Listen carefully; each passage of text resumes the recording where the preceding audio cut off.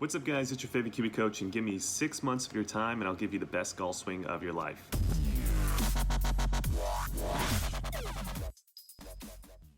So welcome back to the channel. In this particular video, we're going to be doing another client before and after video. We're going to detail step by step every little thing that we changed about this client's golf swing. So I hope you guys are going to enjoy.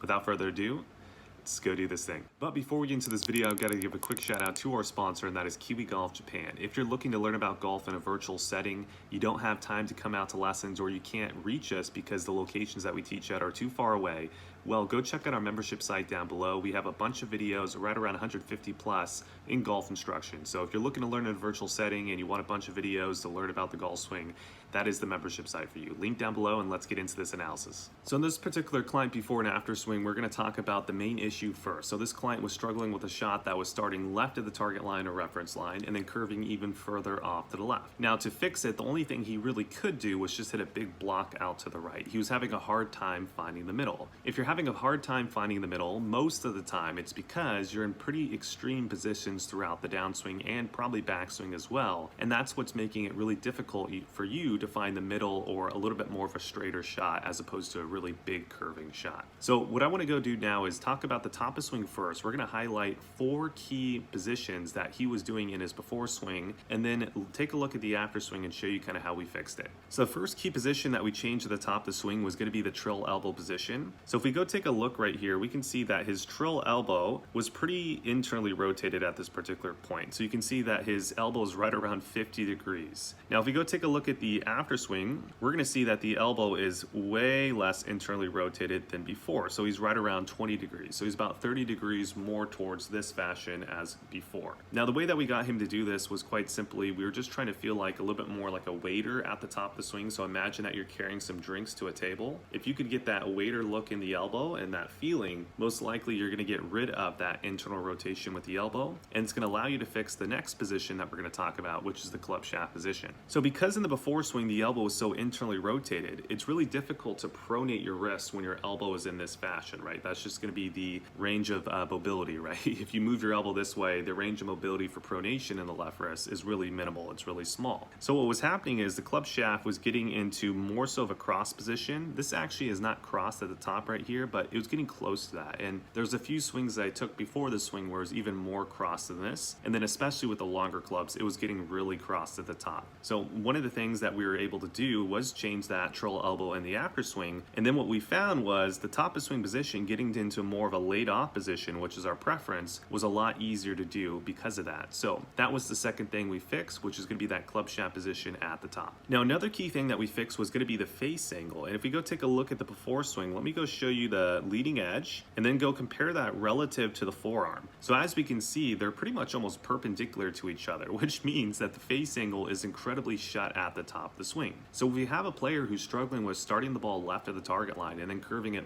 further off to the left, this would definitely be something that we would want to change, right? If your face angle is really shut and you're struggling with the left miss, well then it's probably best to get rid of that shut face angle, get a little bit more back to neutral. You'll probably find just that in itself would probably fix a lot of your issues. So if we go take a look at the after swing, you can see that highlighted by, this is the new leading edge, and then let me go show you where the forearm is right here. And now we're seeing that these two lines are less intersecting, right? So they're not closer to perpendicular as the before swing, which means that the face angle is more neutral, and he's going to get all the added benefits that we just talked about previously. All right, the last position that we changed at the top of swing was going to be his lower body, so basically his knee flex as well as pelvis rotation. So one of the things you're going to see in the downswing here in a sec was this player struggled a lot with early rotation, and the reason why he was doing this was, first off, he was starting from a position where he didn't have a lot of pelvis rotation. So if you don't rotate your pelvis a lot on the backswing, it's really easy to get early rotation, right? Because you didn't rotate it a lot on the backswing. And then also because his knees were so flexed and he wasn't really extending his trill knee as well as externally rotating his trill knee and kicking his left knee into internal rotation, he was not able to rotate that pelvis a lot. So those were kind of the two little things at the bottom of the swing, or sorry, the lower body that we changed. So let me kind of highlight that. that. So if we go take a look at the before swing and go look at the trill knee, we're going to see that he's right around 153 degrees. So pretty much wherever he was at setup, he kind of stayed flexed. He kind of stayed at that same amount, maybe extended a little bit. If we go take a look at the after now, we're going to see that he's probably closer to like a 160 range. Let me kind of see real quick. Yeah, he's right around 163. So right around 10 degrees more extended than before, which really helped him out. Now, another thing with the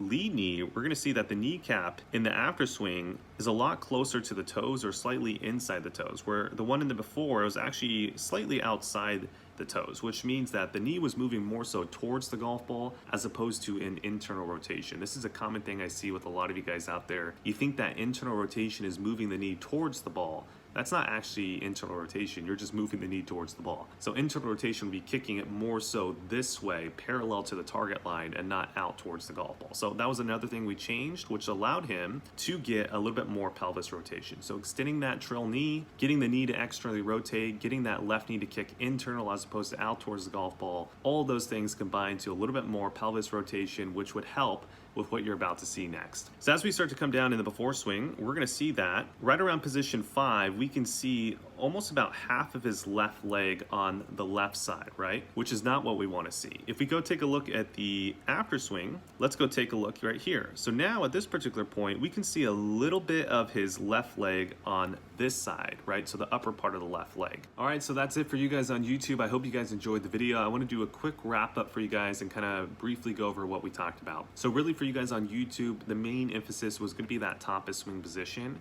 I see a lot of you guys out there getting this internally rotated elbow position, getting crossed, getting a really shut face, and then you're struggling with pull hooks or big blocks out to the right. So if that is you and you're watching this, what I want you to do is I want you to try to get that elbow into that waiter serving position. From there, it should be a lot easier to get the club shaft flatter. After that, the face angle most likely will shift to a more neutral position. And then once you have all those things, I think it's going to lead you into the next things that you have to change to be able to actually fully get rid of the hook. Now, if you want me to help you out with lessons and you want to actually come take lessons from myself, here's what I want you guys to think about. If you're only going to be taking 1 lesson, 2, maybe even just 3 lessons, don't even bother coming. It's not going to be beneficial for you. It's going to be a waste of money. You guys are not going to get results. However, if you're willing to come for 6 months, every single month, come for 6 months, and take a lesson, then you will get amazing results and I'll have you playing the best golf of your life. But again, if you're only going to be coming for like 1 or 2 lessons and then never come back, don't even bother taking lessons, guys. You're better off just going on YouTube, trying to figure it out yourselves and not seeing an instructor.